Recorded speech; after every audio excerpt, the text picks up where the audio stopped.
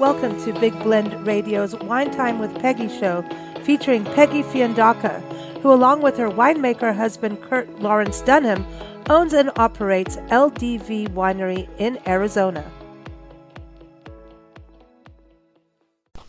So everybody, this is very exciting. Nancy and I just drove from North Carolina to southern Arizona, and we're on our way to Tucson, but of course, we kept saying on Wine Time with Peggy shows that we're coming to visit, and we finally made it. Mm-hmm. And we had to, right, Nancy? Because it's 15 years they are celebrating of making some of the best wine on the planet. And we were here last night. We finally got to meet Curt, the man behind the wine. I really exist. You do exist. And by the way, he makes some killer brownies. Mm-hmm. They are quite magical, aren't they? Been told that before. Yes, they're magical. And he made a killer dinner with amazing pairings that made really perfectly with the wine. So we've been here overnight, and now we're in the actual winery itself, and Peggy is here. Yes. Of course Peggy is here. It's Wine Time with Peggy. And we had an amazing drive in. So again, as we talk about on the shows, the actual tasting room is in Scottsdale, and it's busy. It's busy season. It is busy season. Finally, after a hot summer, it's cooling off, and the patio is calling a lot of people to come wine. Well, you know, while we've been here, you've had one phone call after the other. I'm going, Peggy, this is a little rude. Apparently you're doing business, charcuterie classes, groups. Yeah, we just had Halloween pumpkin painting class, and we have cork crafting coming up. And cork crafting? Cork crafting. You can do wreaths or Christmas trees or ornaments or bird houses, whatever you want with corks. I thought Nancy would just say, cork it, Lisa, Yeah. Cork it. Cork it.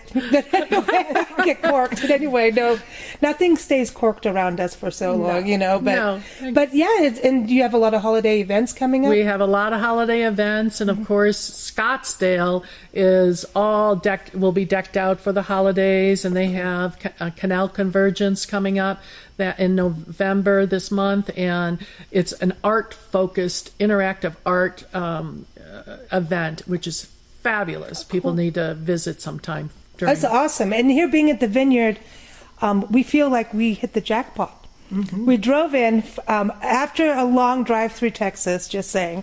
We got here, and we took a dirt road in through Fort Bowie National Monument. And Fort Bowie, history lovers, this is a must-go-to. It is one of the most important places in the desert Southwest in regards to the Indian American Wars. The Apache passes there. The Apache Wars happened. Geronimo got captured. We're in the Cochise stronghold. The Butterfield stage route goes through there, all at the same place. It converges all in one place. You can go to the graveyard and see where Geronimo's, I think it's his fourth grandson, is buried. Also, it is a beautiful nature area with mountains and yuccas, and it's gorgeous. So we drove in through there, revisited Fort Bowie, and we'll put a link in the show notes to our video of Fort Bowie with the park ranger talking about it. Came out, we saw all kinds of cattle, quail, deer. Mm-hmm. The sun was starting to set. Then we went past the entrance to Chiricahua National Monument, so you know what we're doing next. And then we arrived at the vineyard, and you can only come here at special events or by appointment, right? Correct. Okay, so then you could meet Curt. You could be lucky, right? You might. That's your opinion, whether you're lucky or not. But I'll be here. But you also had campers here. Yeah, Harvest Host. Harvest Host. So this is for people that are self-contained. Correct. They can come. If you're a member of Harvest Host, you can make a reservation online and stay on the vineyard and do a wine tasting with Curt and buy some wine. It's just a fun time. Did you hear that? Buy some wine. I know when I talk about self-contained, we all like to be self-contained units, but this is if you're an RVer, right? Right. So they were hooked up to our electric power through an extension cord. Oh, well, that's because a lot of people don't get that. So. But, we usually don't. We hope that you're self-contained. But, they're traveling across the country from North Carolina and having a great time. Awesome. See, that's what's going on. So we were the next North Carolinians coming in. And 2 in 1 day. I know, right? But we don't have the accent. No, you don't. We don't. They didn't either. They were from Pittsburgh and Jacksonville. Oh, well. And they met in Charlotte. Oh, well, there halfway. You go. Hey, there you go. But North Carolina's got a bustling new wines. Well, it's not new, but they went from moonshine to wine. Yeah. So that's pretty cool. So it's cool for them to go to another wine country. So they were here. Sun was setting, and we had a wine tasting, but we also could see the vineyards and woke up this morning to frost. So Curt, tell us a little bit, what is it like now for what's going on in the vineyard for people to understand kind of that cycle of seasons? Yeah, we're winding down the 2023 growing season, and winding down means all the fruit's in, and we're getting the vines prepared for their winter nap. They go to sleep just like an oak tree. Leaves turn brown, they fall off, and then in the spring they blossom out again. So what we do is we want to make sure they have a nice resting period and are all excited about waking up next year and making great grapes. So you took me around on the gator. I got to go on the gator. And you're telling me, they need a nap because you've worked them hard. Yeah, they've been busting it for 6 months, and it's time for them to get a little break. And unfortunately, the winemaker doesn't tend to get one of those, but I don't complain too much about it. Because he has to cook, too. Yeah, I got to cook, too. But right now, we just did an inventory of the vineyard to see where we had some skips. The plants die periodically. A healthy plant will live 30 to 35 years, and ours are about between 10 and 13 years now. But you do get dieback, just like a rose will just die for no reason. And you wonder, is something wrong? No, it's tired now. It went down like that 40-year-old marathon runner that just dies mysteriously. They just go. And so each year we go in and we inventory where we need to put baby plants in the spring. Okay. And you have to order them ahead of time. So we do that at the end of the growing season because the plants that are alive are still green. The plants that didn't make it are not green anymore. Okay, so we know by just looking which ones need to be pulled out and replaced. So that's a lot of acreage that we went through of vineyards. So how many acres? We have 13 acres of grapes. Do you go in the gator and you just go and start counting? And Yep, you go up and down each row and you evaluate the row and all the plants, and then you make a call, this one's okay or this one needs to be replaced. So when you get your new babies in, you know exactly where they go because you mark, okay, this is this vineyard at this section? Yeah, and we'll be digging the holes for them over the winter. Oh, that's smart. So when the babies arrive, they've already got their little place to go. Do you name the babies? 1,200 of them, no. I have a hard enough time remembering Peggy's name sometimes. So I add 1,200 to that. It's good wine. It's good wine. Well, I was going to say, too, with them being babies coming in, are they going to come in like bare roots, or do they have leaves when they come in? Nope, they're bare root. They're about 18 inches tall, and then the root is grafted to the bottom. So we use specific root stock that's good for our terroir and our terrain and our soils. And then we choose the varietal, which is the type of grape, whether it's Syrah, Petit Syrah, Grenache, that's grafted onto the rootstock. So all of our 13,000 plants have the same rootstock, but they all have different grape varietals so you're on top. grafting it. It's like, who's your daddy? Yeah. Very much like roses. If you know anything about roses, there are rose rootstocks that are preferred by many, and then you graft the type of rose, whether it's a Lincoln rose or John F. Kennedy or whatever you're looking for, from a color and size profile, you graft that to the rootstock. So it's also like fruit trees. They do that. It's like, here, I can have a peach and a plum on the same tree. Yeah. We've got a fig tree up in Phoenix that's got 3 different kinds of figs on it. Wow. Well, that's cool, man. So it's weird science. It is. And to be in here surrounded, by the way, we are like in a wine cave. It's very I could tempting. put my bed here. Yeah, okay. you could. This is amazing. Look at all this wine. Yes, and we've had a lot of the wine go out the door because we had October was our wine club new releases, and but we still have plenty for the holidays. With Thanksgiving coming up, we have plenty of great wine for you, and then the holidays, and we can ship now. Oh, that's right. We're in shipping season. Yes, we're in shipping season. That's exciting. Do you do like? Is there a timeline that people need to know, like for their holiday dinner table, and if you want to gift things? What is like the deadline? You need to give us a week to make sure that it gets to you before like Thanksgiving. And also depending on where you live. I mean, Arizona, Western United States, it takes about 4 or 5 days once the shipment leaves to get to Maine or Massachusetts. We have wine club members in Maine, believe it or not. Yeah, that's cool. And so that takes almost a week to get over there. So depending on where you're located, back that off your timetable. So get ordering, basically. Yeah, really get on it. One other thing that, Curt, you might want to talk about is what we're doing to our soils to make sure that they're augmented in preparation for the spring. Yeah, we give them a shot of nutrients this time of year, and we also introduce some microbes into the soil that helps the plant to uptake that food. And so we let that go in right before they go dormant, and so they're in this good environment. So when they wake up, everything's going to be happy. We hope, that's what we're hoping for. So it's like their little vitamins. Yeah, exactly like vitamins. Okay, cool. Wine vitamins. We need that. Yes. Yeah, we need that. Okay, so here we are. So yesterday we tasted the Viognier. Oh, the Grenache, the Rosé. I'm telling you that Rosé, I swear it's like the best rosé we've had. Yeah. Like, really, that yummy. rosé for everyone's holiday table, I think it went perfectly with the pork tenderloin. Everything went well. And then the Petite Syrah with the brownies. Yo, that was... And the balsamic, tell everybody about that. Yes, cherry balsamic, wonderful. I had no idea that would go with drizzle it on chocolate, amazing. Or you could have done that pork tenderloin with a cherry balsamic finish. Amazing. Yeah.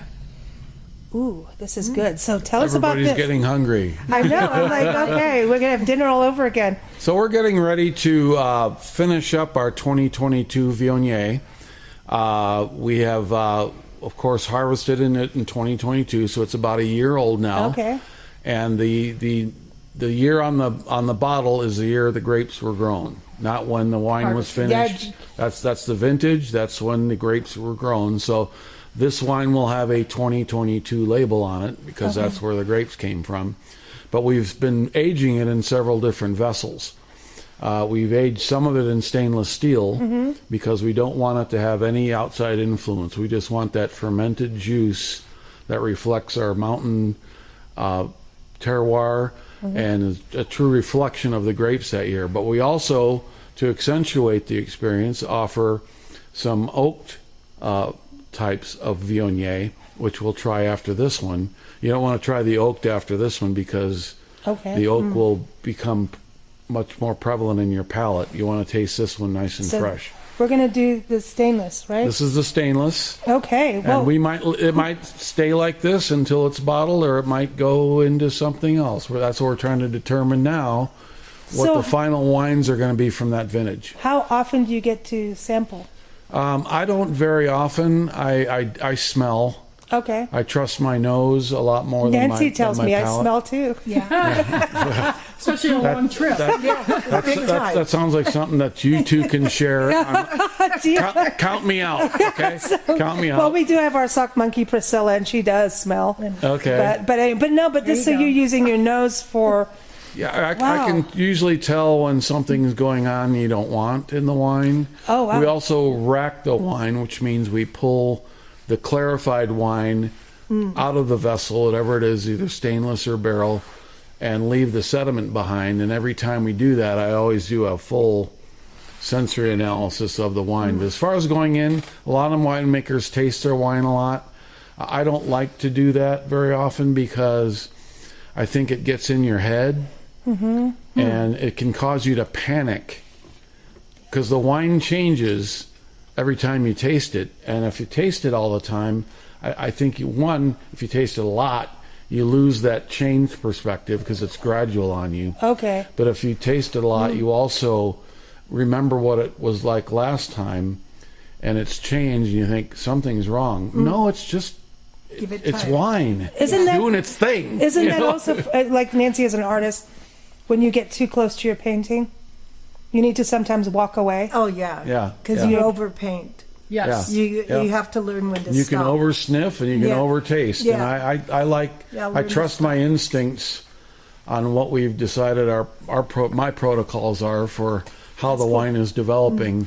And so far, I think it's been pretty successful. Well, that's amazing to just know, to develop those senses, right? I mean, I know you both love wine and have been, wine enthusiasts for years before you did this and traveled and all of that, but to truly develop those senses and then to go, I trust my senses. Like, Correct. I that's hard not to be a basket case, because I would be the basket case, like, Well, there's a lot of times we are too. yeah, I mean, but then I go, I've got all this wine around me, who cares? Yeah. Look, and I would overtaste, because Yeah. look, there's all this wine. Like, how could you not want to just over... No, I'm just kidding.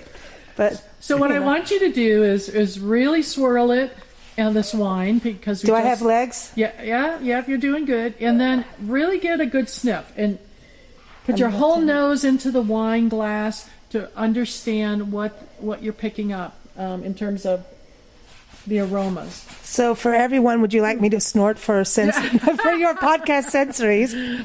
And then if you take your first sip and let it really roll around in your mouth before you swallow it, and see how it hits all the sensory points in your mouth.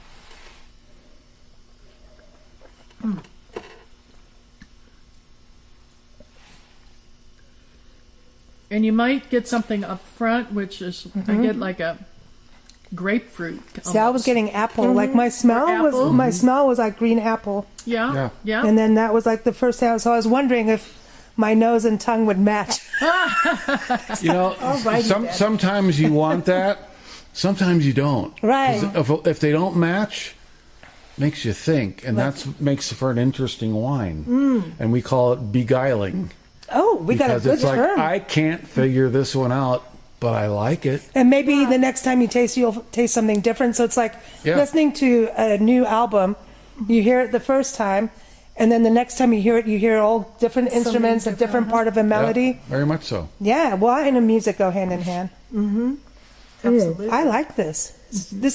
It's Fred, like, It's very fresh. hello here. It's perky. On the finish, there's a little bit of peach on the finish. Yeah, I think. Because I was thinking a little butterscotchy. Yeah, Maybe. maybe. Possible. Yeah, everybody's palate's a little bit different. Yeah. Nobody's right. Yeah. See, it's like art. That's the thing. Winemaking is an art. Yeah. Yes, it But the absolutely Viognier typically will have several different dominant components to it. One is that citrusy. It can have that citrus note, grapefruit, lemon, See, I'm tasting lime. that more now. You can also pick up some tropical fruit like pineapple or guava. And then the finish, you can often pick up stone fruit like pear or peach or apricot. Ooh. So and so the vintage pretty much tells you, once the wine is finished, what that plot of ground out there gave me Wow. to work with, and then my job is to not screw it up and accentuate those lovely qualities that are coming out of the vineyard through how we age the wine, what we age the wine in, how we blend the wine and produce the wine. Do you talk to your vineyard, your plants? No, You don't? no, I'm not ready for being committed yet. So I do. Yeah, Peggy does. So she's ready to be committed. Okay. I was Has out been. there driving around in the Gator, talking to all the plants and thanking them for an incredible 2023 harvest. Yeah. Well, no, but I mean, there's something about it. It's like it's part of the land, and that's why I was talking about this. I mean, the beauty of this is you've got like it's shortgrass prairie land out here, which people don't expect Arizona to have. Right. The mountains, and then you have all the little creeks and cienagas out here. Which does that make it different? The fact that you have water out here. You know, is it a cienega? I haven't been home for a while. Is it a cienega or is that New Mexico? No, that's the Bosque. kind of an arroyo Yeah. or a riparian area. Yeah. And you've got owls. We have one right along the edge of the vineyard. It's called Ash Creek, and it's 600 feet wide. So it's a major drainage way from the Chiricahuas. So we'll get snow melt and rain coming down that. But also, because it's a little bit lower because of the erosion over the millions of years, it creates a drainage way for air. And so, that can be very advantageous for a winery or a vineyard to have that air movement that's not around it if it wasn't next to that riparian So it's like area. having a little fan. Yeah. Kind of like that. Or like And a tunnel, a wind tunnel that takes typically in air. it'll tunnel. bring in warm air from in the wintertime to keep the vineyard from getting too cold, but also brings in cool air off the mountain in the summertime. That's And cool. so we'll get cold air seeping down there, and then it comes into the vineyard and cools down the grapes. We picked grapes this year at 56 degrees, Wow. which in September, which has never happened before. And a lot of it has to do with that drainage, cold air drainage that we have. But that's how those microclimates happen, right? So that's Exactly. why, like, a vineyard around the corner from you will not have the same, Exactly. because of that, you know, and like when you hike in the desert, you can tell, it could be in the summer, I don't care when it is, you can tell if you're in a wash or an arroyo because of the temperature cooling down immediately where Yeah. you are. And that's where all the birds and everybody can check out, like, who to hunt if they're up at the top. But I think your area is really unique. I mean, Yeah, and that's a Yes. great definition of microclimate. I mean, just a few hundred yards, the soil changes from this place. The creek is not there 100 yards to the north. All those things play into what this place does, and it's quite unique. does it change for you what varietal you're going to plant near the creek? We did not look into that. We planted the varietals based on what we thought would do best here. The proximity to the creek, I mean, there's probably no way to estimate how far the creek influence goes into the vineyard. Yeah. But pretty much I have weather stations around, and it's pretty uniform throughout the property, of the temperatures and wind flows and those kinds of things. But the closer to the creek, the soils change. So they're a little bit more sandy loam as you get closer to the creek versus our volcanic soil and volcanic rock that's in our vineyard. Yeah, that's totally the soil by the creek is totally different because the vineyard's planted in volcanic material. It's dust, it's ash, it's decomposed rhyolite granite. Where the creek has run since that volcano erupted, that's all gone, and you're left with the silt of a waterway.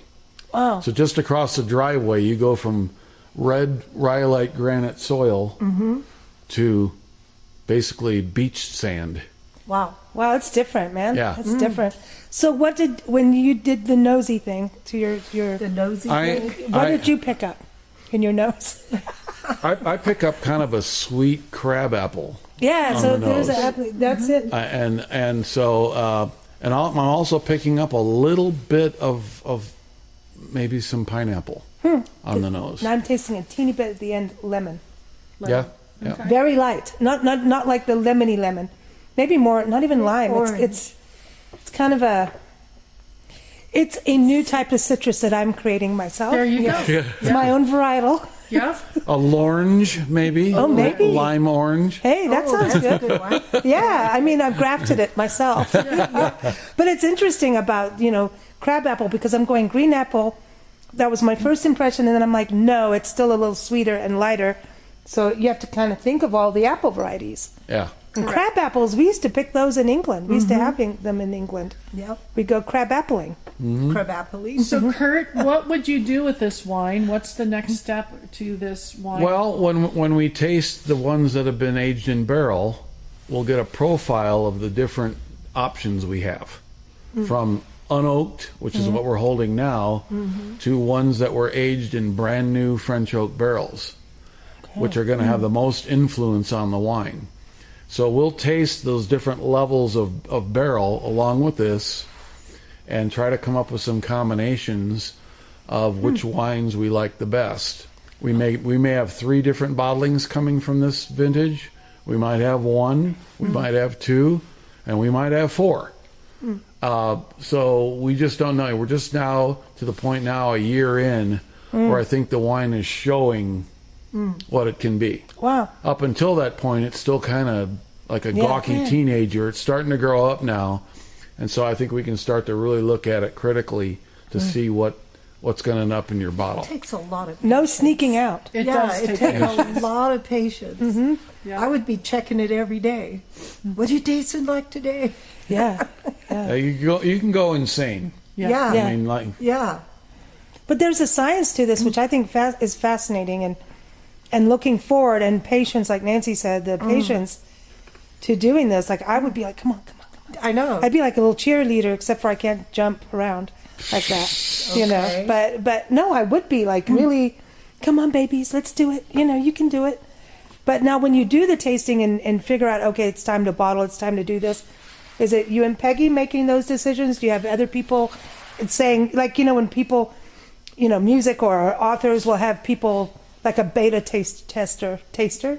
Beta taster. Yeah. Do you have beta? Are there such things as beta we tasters? love to pull together what we call a tasting panel, and it's not only Peggy part of that, a huge part of that, and I kind of just watch people to get their reactions to it, because I already know more about the wine than they'll ever know. Right. Not because I'm smarter, because I've been with I've been with it since it was out there in the field. Right. Yeah. So, but we like to bring in club members who have some wine knowledge and are familiar with our terroir, and they understand what our wines are all about. I like to bring in professionals, sommelier or winemaker from another winery. I like to bring in novices, and you ask them different questions. If you have a sommelier on your panel, you can get very technical with them. The wine club members say, how would you compare this to last year's vintage? Yeah. And they tell you. The novice, you say, do you like it or not? Yeah. Because that's important. That's as good information as any, because a novice is probably going to be drinking this wine. Yeah. Well, and that's the thing. I think we have new generations of wine enthusiasts now, and I think they've been excluded from going, you know, it's kind of felt pushed out for many years, but I think that was like 10, 20 years ago. But now the wine industry has changed and been very more inclusive of people walking into a tasting room. I know we've talked about this a lot, going, I have no clue about wine. And you know what? I think going to a tasting room, if that's your first time drinking wine, I think going to a tasting room for a winery, whether it's at the actual vineyard or not, is actually probably better than just buying a bottle off a shelf, going, ooh, that's a cute label. Sorry, guilty. But and not knowing anything other than, I like it or I don't. But having that background and understanding of what goes into winemaking, and having someone, because your tasting room staff can explain stuff. Absolutely. So what we, in our tasting room, when we have a novice or even someone that really knows something about the wine, we're not trying to tell them what they're tasting. We're trying to help them describe what they're tasting. So, and to talk about, like Curt did, with what a typical Viognier might have, the characteristics, help them understand that and see what they're tasting in the wine, and if they like it or what they don't like about it. So we're not necessarily telling you what you're drinking, we're helping you define what you're drinking. But that's the joy of tasting wine, is going, what is this? Right. Slowing down, not guzzling your wine, just going, ooh, this is, I taste this, I taste that. And you're right, it changes as you're sipping and testing it. You know what I mean? And it's okay if you don't like it. Yeah. It's not that it's a bad wine, it's just not your palate. Not your palate. And that's okay also. And that's the beauty of wine tasting, is that you get to try multiple wines, and you can determine what you like and what you don't like, and that'll help you when you do go to the grocery store to look for the wine that you might want. Well, it's also, I think it changes too as your palate changes. You know what I mean? It's like we didn't, as kids, I didn't like coffee, but now give me coffee. Yeah. And it's important. Yeah. It's important, just like wine. He's like, ew, how could you drink wine? Oh, let me tell you how and why. You know what I mean? Yeah. So you change, and like the white wines, I mean, you guys really, the Viognier, I think, is amazing. Yeah. It's white wines really are, good. I don't know why is it so hard to get good white wines? I think America's done a better job, but like we always gravitate towards South Africa, New Zealand, white wines. What is it? You know, I think a lot of it is protocol. White wine is very, very fragile. It doesn't have the natural protectants in it like a resveratrol and tannins that a red wine does. Okay. So if you make a mistake with white wine, everybody knows it. It's a little more acid-like. Well, it's going to have more. It's going to have a lower pH. Okay. Which is what the perception is in your mouth of acid versus base. I thought it would have been more. Huh? And so you're going to get that acid. If not, white wine would be flat and it would be undrinkable. It would not be good. Yeah. But you can make a lot more mistakes with white. White's scary If I was to be a busybody and had to check on something every day, it'd be the whites. Okay. The red guys, they're off doing their They're thing. mellow. They're okay. They'll be fine. They're chilled. They're chilling out. They're fine. The whites are more volatile. And I think that the whites, since a lot of them are not oaked or very little oaked, you're not masking anything that's wrong with them. And so I think that there's the red wine can have some camouflage by what you do. So there's to a it. transparency to these. Yeah, this is not just visually transparent, but also more transparent on the palate. So, the wine term for today. Oh, I know. I was waiting for her to bring it up because she's been excited. She wanted to start with the wine term. Yep. Because the last wine term was settling. Right. And I thought it was about sitting on the couch with a good glass of wine, which kind of did. That Last night we had, sounds good to me. dinner with a good glass of wine. So we did settle. We did do settling. Good. So now today, I think we're going to go to jail. thieving. We're going to jail. Yep, because we're going to transition from a Viognier that's in the glass to a Viognier that's been in oak. And we use a thief, which is called, it's a mechanism that you use to put in the bung hole. I've taught you about the bung hole on a barrel of Not wine. to be confused with the Cornhole. Yes. Well, I would say they're similar, but okay, sorry. So, and we use this device to put in. I'll never see that again. I can't get rid of that. I can't now. You've destroyed me. I'm sorry, but now that we have to do the bunghole. All of our wines are now going into stainless steel tanks. She The did barrels this. are out. She did the bunghole on purpose. Yes.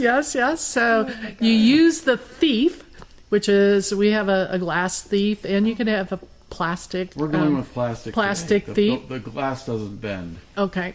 plastic And that's how you remove wine out of the barrel through the bunghole. That needs to be bent. Because there's no spout on the barrel, and it's 650 pounds, so you can't turn it over and dump some out anymore. Oh, we don't want any drama. No The spillage. wine thief is the only way to go. Okay, well let's go, and Priscilla, our pink sock monkey, can be the getaway driver There you Okay. go. and the gator. Sounds we good. we always Let's need thief. one of those. Okay, so we played thievery. We took the thieving tool, stuck it in the bunghole, and sucked up some new Viognier in the barrel. I would have put it differently. Yeah. Okay. Because that sounded really gross. But Okay. what we did is we extracted Okay. some wine in development into a beautiful shiny glass. Well done. Would you like to write for the magazine? Yeah. Love to. Especially on your article. You're making him nervous. What No, we but have it's here, just we have cool. the same juice that we just had, same vintage, same field, same knucklehead winemaker, except the knucklehead winemaker put it into oak barrel. Okay. And the oak barrel is a 2-year-old French oak barrel, which means it's had 2 vintages run through it. Oh, okay. So it's kind of like if a new French oak barrel is a brand new loafer, this one's been walked in for a while. So it's not nearly Experienced. as pungent in flavor because the flavor gets leached out of the barrel the more times you use it. Okay. So this is a lighter barrel application. You're going to pick up some barrel, but the important thing is, and you notice the color of it, Yeah. what you get from a barrel is called transpiration. The barrel actually breathes, and it emits moisture.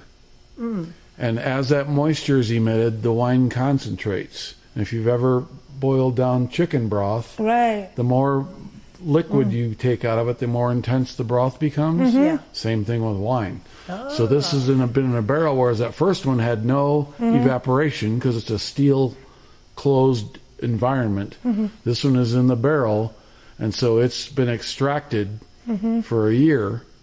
And also the barrel gives a little bit of color, but most of that is from the extraction of the precipitation of moisture from the barrel.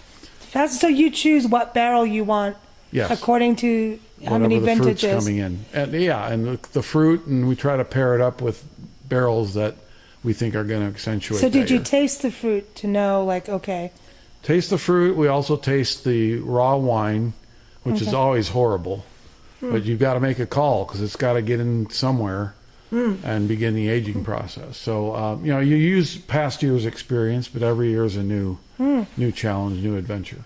So, Peggy, I think we're doing really good on terminology. Yes, we picked up a lot of terms. But my terminology is not as polite, apparently. Right. Extracted. I know. Extraction is a good word. Yes, exactly. Okay. So when you smell the aromas on this, it's changed from the Viognier that we had just a moment ago, where we picked up the apple or the citrus right on the note. Note the word aroma versus smell. Yeah, or stink. Yeah. Oh. So, you know what? And then do the same thing with the taste. Hold it in your mouth and let it really swish around in your mouth.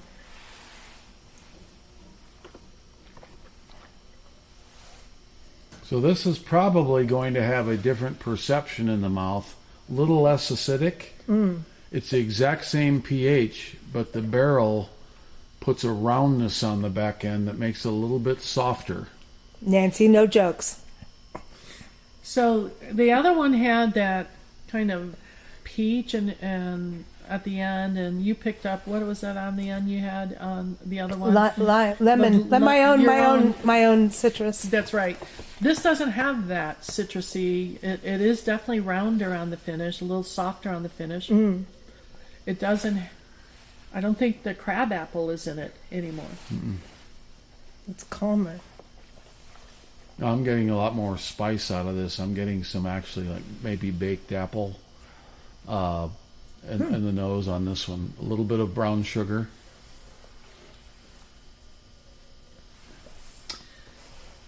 But it's amazing, and that's the fun thing about winemaking. Same grapes taste different, totally different, depending on how you what vessel you put it in. It changes. And what about like sunlight and the weather changing the taste of the grapes, the harvest? Oh, absolutely. Absolutely. So every year we try to determine what they gave us out there. Okay. And that's based on the weather, it's based on the temperatures, it's based on when it rained or didn't rain, it's based on the maturity of the vine. Each vine gets a year older every year, so it changes a little bit. So every year we have to reevaluate what's coming out of there because it's different every year. And then my job is to try to make that fruit that I had a big hand in growing, but no control over what it tastes like. Yeah. It is what it is. And then my job is to make sure it's as good as we can make it. This is like, okay, so in South Africa we would make pawpaw salad. Oh boy. Sounds weird. But it's papaya, suppose here. Like, it's similar to papaya.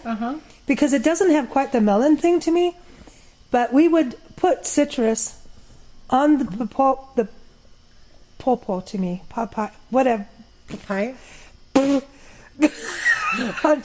We haven't had too many glasses. No, I'm quite happy. But I'm stuck in two different languages on my head. But the papaya, so you would put, and an interesting thing in a lot of different Indian cultures and stuff, they would put, and it's something I do, like if I have a cantaloupe or something, is I put black pepper on the cantaloupe, which is better for your digestion, and it has this whole other flavor profile. Like in Mexico, they put is it a tamian, the spice, on like mango, like the red spice. Okay. And so that is what this is to me. It's like the pawpaw salad with a little bit, it's like a little lime juice. It's not even like orangey lime, like you could do whatever you wanted accordingly. Yeah. And a little bit of spice. Like it's not even black pepper. And it would be like a subtle, there's a little kick to it. That's maybe not even cinnamon, but kind of like cinnamon, but not. All I know is it tastes like that salad, which is a very popular dish that people would bring to barbecues. You'd go in your backyard if you didn't go to the store. How long has it been since you had that salad? 26, 30 years. That's how strong your sense of taste and smell is. Yeah. Something like this can bring you back to that moment. Because I was sitting here, you're going like this, I cannot place this, but I know this, but I can't place it. It's pawpaw salad. I can even see the black seeds of Wonderful. it. And it's weird because if you were going to a friend's house, they're like, hey, we're having a barbecue, which would be a braai over there. and you're like, well, I don't have time to go to the store. Maybe back in those days, the stores were open at certain times. You go in your backyard because everybody had a mango tree, an avocado tree, and a pawpaw tree. That's kind of what every house came with, which was awesome. Yeah. Because I was starting to go into mango too. So I would eat green mangoes as a kid, which Nancy would say you don't. You're going to get, that's not good. But they are good. So it's also got a green mango. Before the mango has that smell, that pungency, there's like a mango smell when it's ripe, and you can smell the nectar on the outside of it before you eat it. So it's like a green mango right before it's ripe. And they're delicious. I need to, when I write the description of this wine, I'm going to be thinking of you. Green bananas. I used mango earlier. Yeah, mango and even green banana kind of like a plantain. Take a sip of this, Curt, and you tell me what you're picking up in this. Because it is interesting. It's so different than the first one. It is. Mm-hmm. It's almost got even more minerality. Yeah, the more I drink it. Yeah, and it shouldn't have more because of the oak, but it makes me feel happy. Maybe it is. And we want to make you happy. LDV Winery makes everyone happy. Yep. Okay. It's livelier. Yeah, it is. Mm-hmm. It is. It's got. I think it's got character. It brought out. I'm getting some really nice citrus on the back end, like almost a candied lime. See, that's what the pawpaw does. Is it? Okay. Because a pawpaw is not like a cantaloupe is a cantaloupe, right? Right. Pawpaw is it's like a mushroom, and you do whatever to the pawpaw to make it. It picks it up. I felt like the nose on the first one was pretty straight line, and that kind of went through the entire glass. This one's got some layers to it that I think the oak accentuated, plus the concentration. And then it gets sweeter the more you drink it. This is so much fun. And I want to do more and more of this. And also the French oak, good you picked that up, because the French oak will often give you a perception of sweetness that's not there. But it's fooling your palate. So you're like, well, this is really sweet. No, it's the same sugar as the one you just had. Yeah. But it's just hitting you different. Huh. And all of our wines are zero residual sugar. Yeah. So we ferment down to zero. And so that sweetness you might be picking up, it's either fruit, actually, rather than sweetness, or it's, like Curt says, the barrel in cooling your taste buds. Okay, because I was going to say the barrel, because I taste like a woody finish. A little bit. Yeah, there's like a little wood. Bit of smokiness to it, But it's like, it's kind of, have you ever, harvested sugarcane and cut it and eaten it? No. So, the inside of a sugarcane. Wow. It's kind of so that's kind of it's See, this is great conversation. Just think about it. Think about what we talked about the first wine. By adding a different technique of aging, we've opened up a whole new conversation. All new different set of fruits and things. If you didn't Spices, tell us it was the same wine, you would we think would it's never different, know. We would think it would. Right, you'd think, well, this is a different wine. This is from California. Or this is a different No, grape. it's from the same It's spot not the one you Viognier. just had. Yeah. Well, I'm like, I wouldn't know if it was Viognier or not, because I'm not like, it's like I like an album, but I won't remember each name of the song. You know what I mean? But so to me, this is just incredibly good white wine. So can you bottle it up now? Yeah. Does it have? How long do we have to wait? Probably late spring. So that's not so bad. Getting close. Yeah, it'll get there. Depending on what we find out today, and then we'll do a tasting So it'll panel. change again. Yeah, we'll do several more iterations of what I'll do is I synthesize Peggy's input, your input, our tasting panel's input. I'll come up with several different options because the options now are infinitesimal. And so I've got to narrow it down so we've got something we can get our brains around. Yeah, sure. When can I come help? We can let you know. What's fun is for our wine club members who come to visit, and they may actually be on the crush pad when the fruit comes in. And then 2 years later they get to taste that what fruit, they were part of. and then they get and then down the road they get to have a bottle of it. Yeah. And they were part of it. They were there from the beginning. So talk about experiences, which is something we all want in life, especially after COVID. I think a lot of us realized experience, and people are investing in experiences. Like weddings are getting smaller and honeymoons are getting bigger, kind of thing. Yeah. So that is something for wine club members. It's like, no, I want to be part of the experience, because Lord knows, starting a winery, 15 years, like, be a wine club member. Exactly. I always tell people, you don't want to own a winery, but you want to know someone that owns a winery. Right. So you can enjoy it, be a part of it, do as much work as you want. You don't have to pay for it, and you get to go home. Just like don't have kids, or be a grandma and take care of your kids, it. you send them home. But it's a lot of fun. And so what I'll do is make sure I send you a couple bottles wherever you are of these, and we can talk about it once follow up. Bottle. Oh, cool. So remember this. Put this. Okay, hey, listen, we're gonna have to do a transcript on this for this podcast, Yes. so we can see this conversation. Remember what you're tasting now, and then come the spring, we'll open up the bottle that we finally put in the bottle. Hey, we'll be back here in summer. I'm just saying. Okay, there you go. We'll be back. You go. Man, this is exciting to just the different. I think it's fascinating. It's a science, but it's an art. Well, it's even after 15 years, it's still fascinating to me. Like, what's going to happen? Well, I don't know. It's chemistry. I can make educated guesses and say this reminds me of 2015, but then it doesn't. Yeah.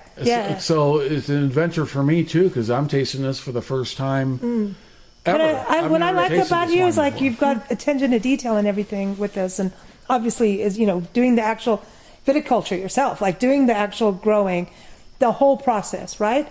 But there's something about understanding to not.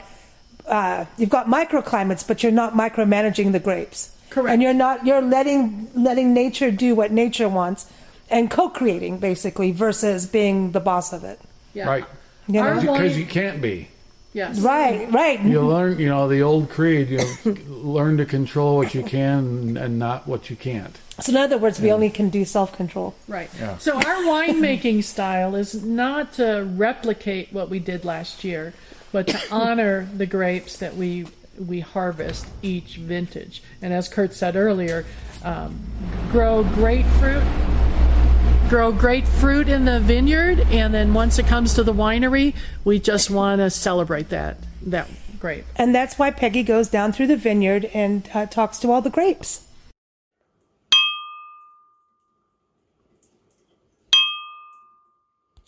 All right, I want to go back to this before we go to the next thievery. There's a band, Thievery Corporation. I think we should name a label of this. But so you were talking about cinnamon. I was going, there's a spice. The front end and the back end. Okay. For someone who's never tasted wine yet, can you explain the front and the back end? Because you don't want me to explain that already, Curt. You know that. Everybody's palate's different, but the typical anatomy of the palate is what we call the front palate is the tip of your tongue and your lips and all those part of the organ that's in the front of your mouth. There's also what's called a mid palate. And that's where a majority of your acid receptors are. They're on the side of your tongue. Okay. That's why you don't want to let the wine roll back, because the front palate's going to hit you one way, then it's going to hit the mid palate, it's going to talk to you somewhere else, and then it's going to hit the back palate, which is right before you swallow. And all three of those regions will pick up different things in the wine if you let them. If you just guzzle it, no, you won't get it. But if you let it roll back and give you the entire experience, hopefully you maybe be able to pick up front, mid, and back palate on the wine.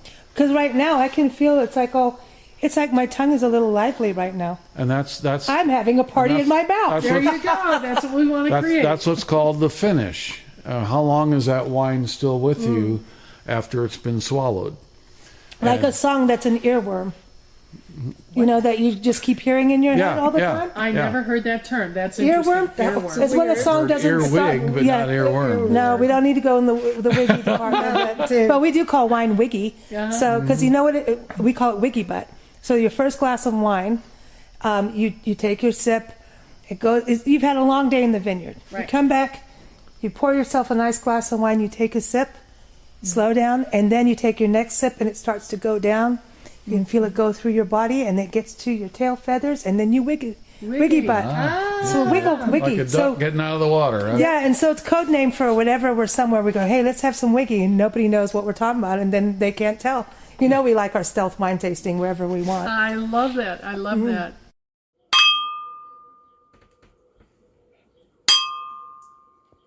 All right, so we're back to tasting number 3 of the same Viognier, but now in a different barrel. Yeah, this has been aging a year in new French oak. So remember I talked about the shoe. This is the new shoe. This is Brand the new shoe. first time it's ever had wine in this barrel, so it's going to have more characteristics of the cooperage or tonnelier, and also the wood, what forest it came from. And because it's new, it's going to have more of those flavors and nuance into the wine. And oh my goodness, the aroma changed dramatically Oh, yeah. because of that. So you're getting some of that oakiness even in the nose. Yeah, really, big time. Like the woodsy. nose. Yeah, that's... So you know what forest, so do you choose who you get your barrels from? Yeah, there are 2 forests in France that we source from. Oh, wow. And then there are 5 in the United States we source our oak from. Oh, wow. And because of their terroir, they have very different characteristics in the barrel. So we try to match those up as well as French versus American versus neutral, and then where the barrel was grown. Because I think we've talked about this maybe in the past, I don't recall, but if the oak is from a northern state versus a southern state, because of that terroir, it's going to be very different, and then impart very different flavors because And intensities. Yeah. So, okay, I understand going, how many, the different vintages and how many it's had through the barrel.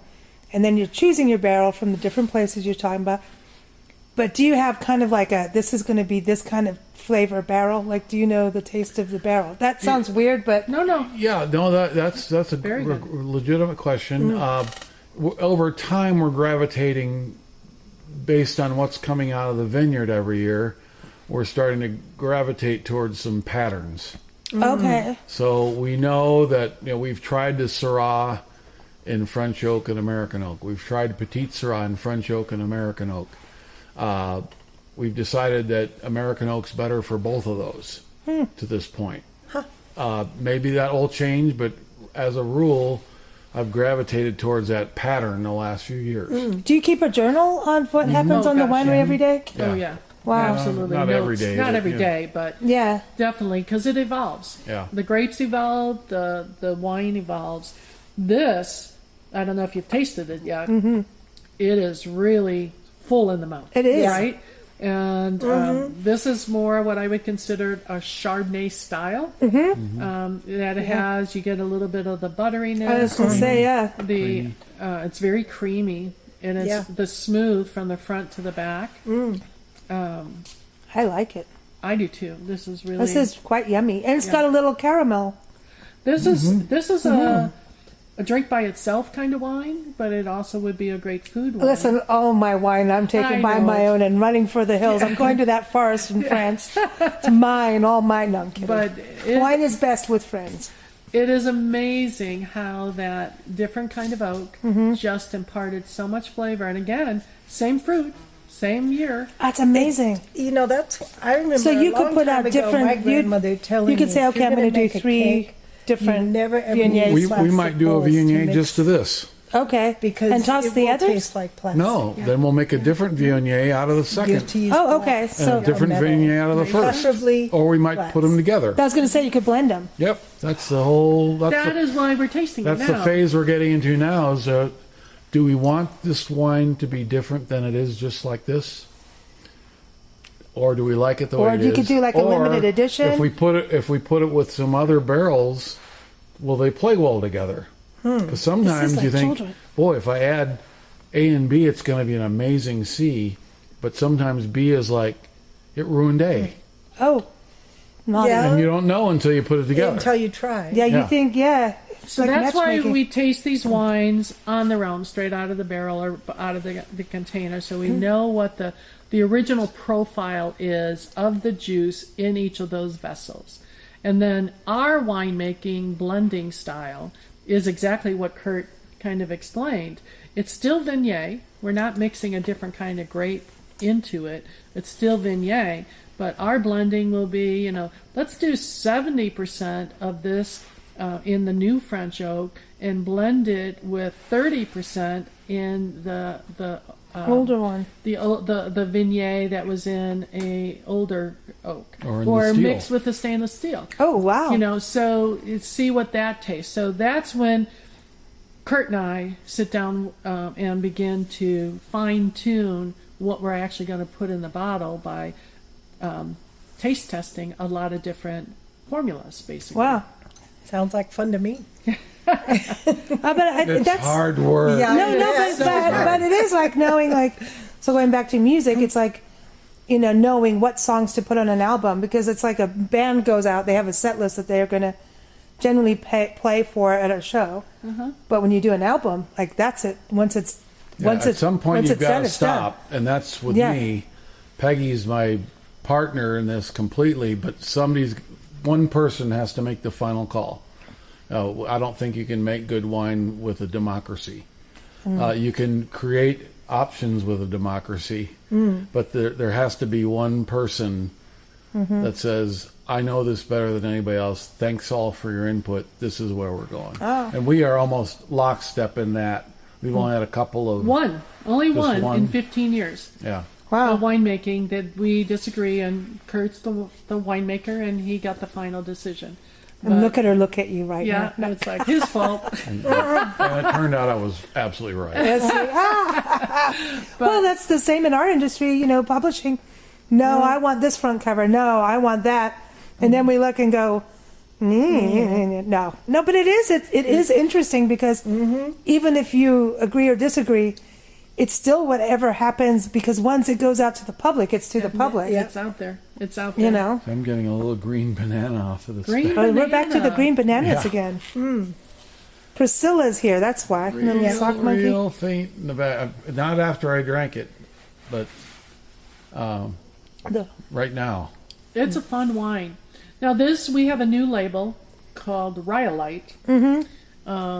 And I don't know, we have to decide what label we put this on. Do we want it our blue label, which is Sky Island, which would have been the first one, because all of our Sky Island wines don't have any oak influence. They're just the grape expression.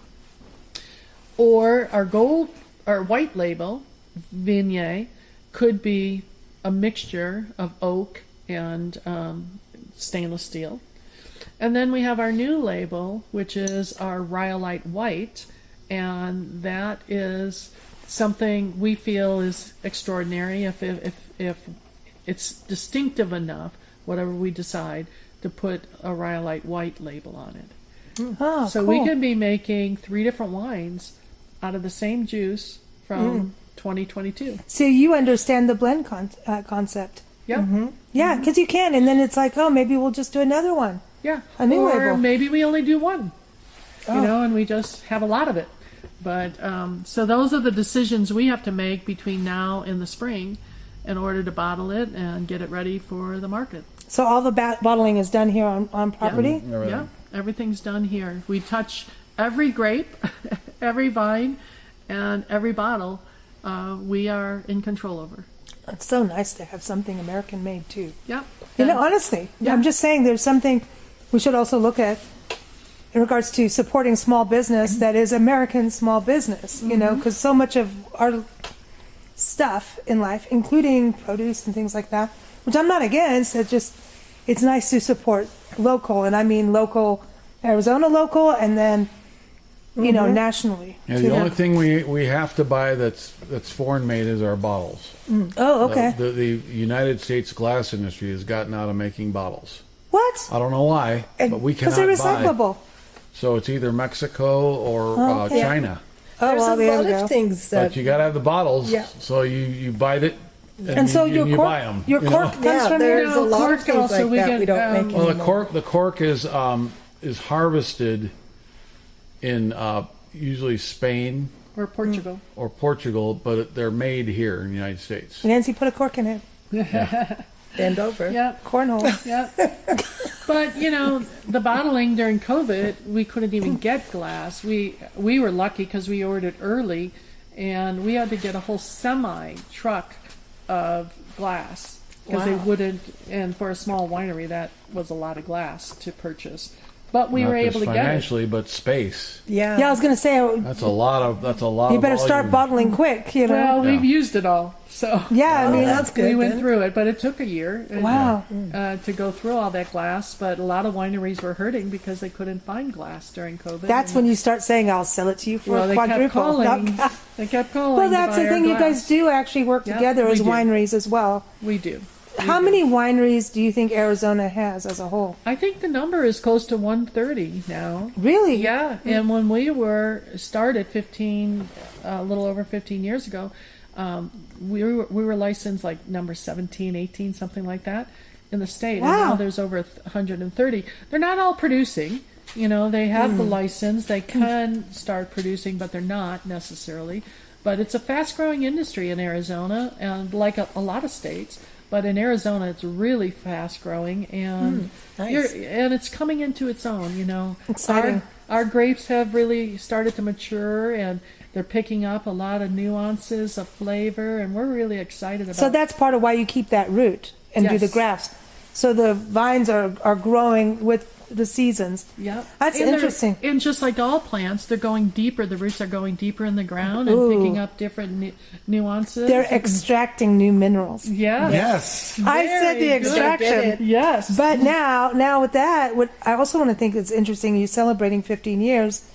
So that's a huge achievement as a small business and as a winery and doing agriculture, right? Right. So all of that.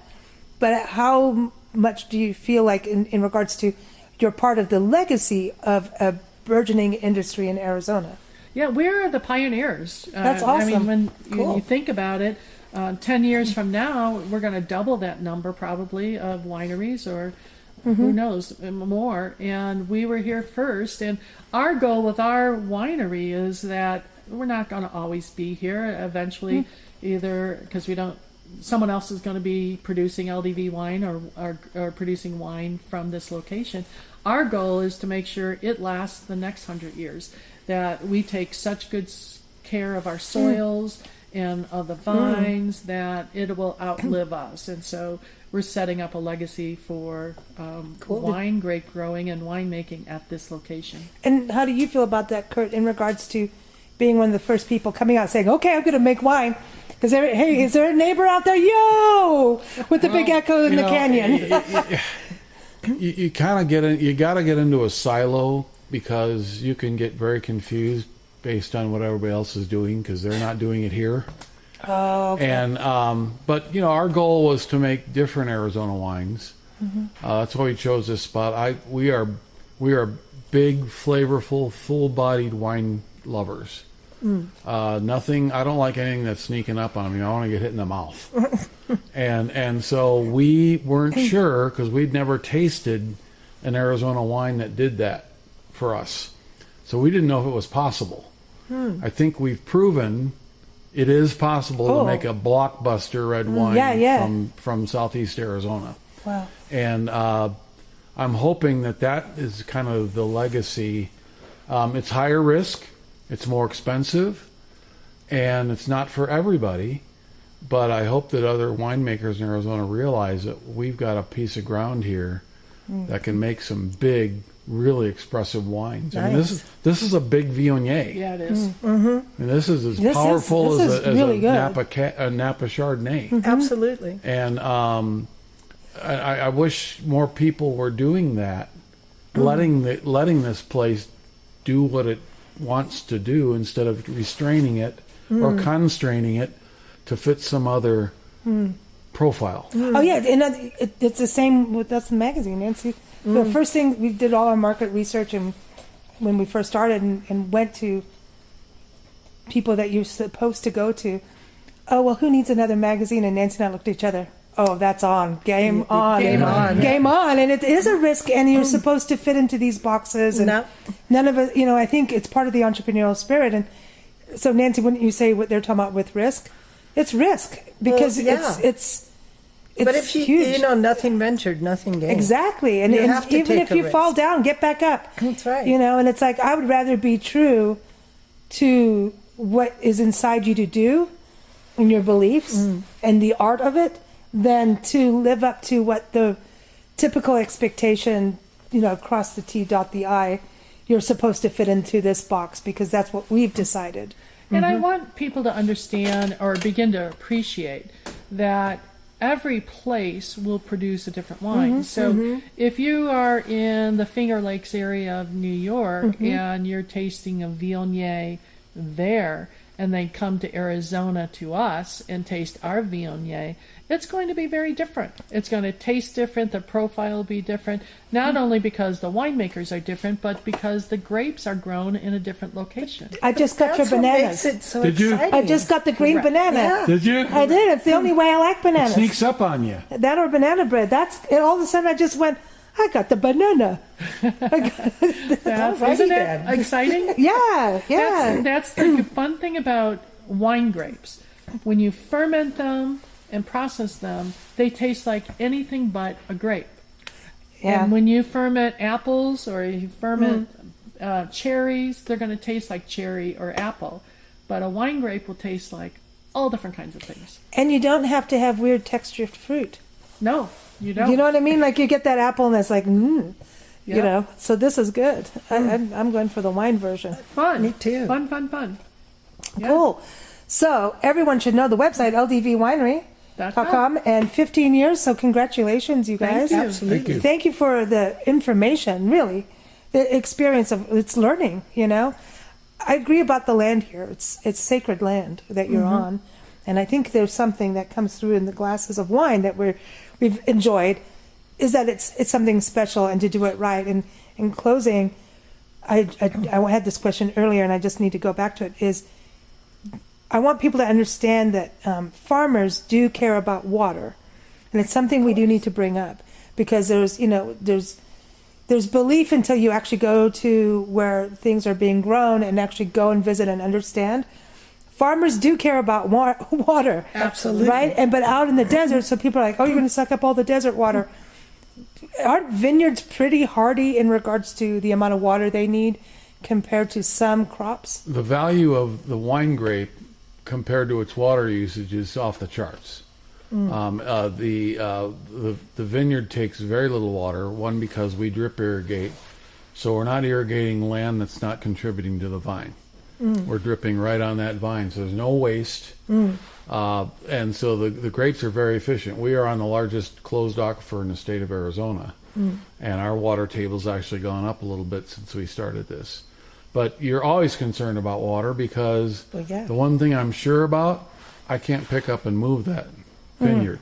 And so that vineyard had better be sustainable from a water standpoint, way, way, way beyond where we'll ever be. So that was one of our first evaluation points when we were looking for a site for our investment. And it's an investment because it's stuck here. And so water is very, very important. They grow a lot of, Arizona is a huge agricultural state. And it grows some of the best produce and fiber products on the planet. But some of them are very high water use. And the city of Phoenix actually uses less water now than it did when it was 100,000 people, and it's 5 million now, because they've transitioned from cotton and those very, very high water crops to housing. And they use less water than a cotton plant.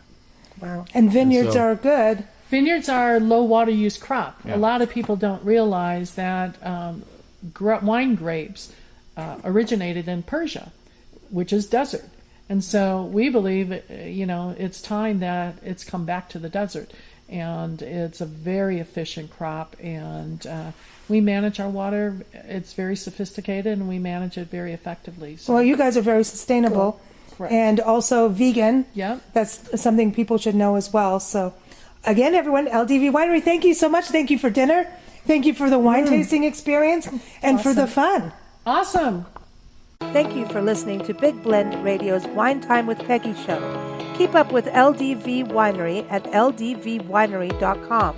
Keep up with Big Blend Radio at bigblendradio.com.